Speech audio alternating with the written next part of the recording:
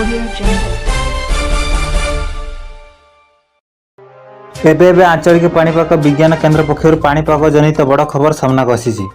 वर्तमान जहाँ सूचना मिली कि आज एवं काली ओडिशार प्रबल और अति प्रबल मात्रा वर्षा हेबार संभावना अच्छी।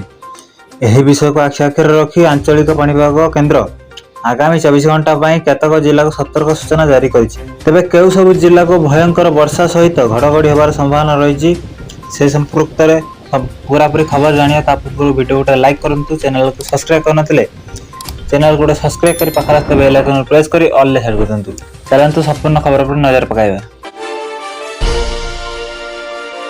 राज्य रे सक्रिय घूर्णिबलय सह मौसुमी ट्रफ आसुची आउ एक बड़ लघुचाप। ओडिशा रे प्रबल वर्षा हेबार संभावना रही। किछि स्थान रे अति प्रबल वर्षा हेबा नै आकलन करिछि पाणीपाग विभाग। आसंता 24 घंटा रे सृष्टि हेबा आउ एक लघुचाप।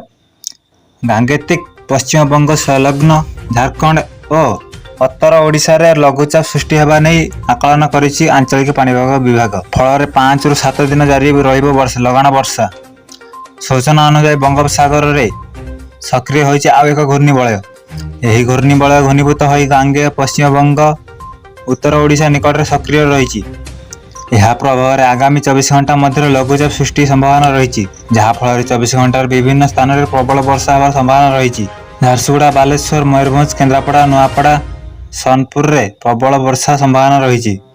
फल यह स्थान गुड़िक 5 ରୁ 7 दिन लगान वर्षा रहिबो बोली पाणीपाग विभाग सूचना देइछि। राज्य रे वर्तमान सुधा 604.7 मिलीमीटर वर्षा रेकर्ड होइथिया बेले एबे भी 6% कम वर्षा रेकर्ड होइथिया सूचना मिली। यह थिला आज पाणीपाग खबर। एमिति सबुदिन पाणीपाग जनित खबर जानिया पई हमारा ओडिया मानिक यूट्यूब चैनल को सब्सक्राइब करंतु, पाखा रास्ता बेल आइकन प्रेस करी ऑल ले सेट कर दंतु।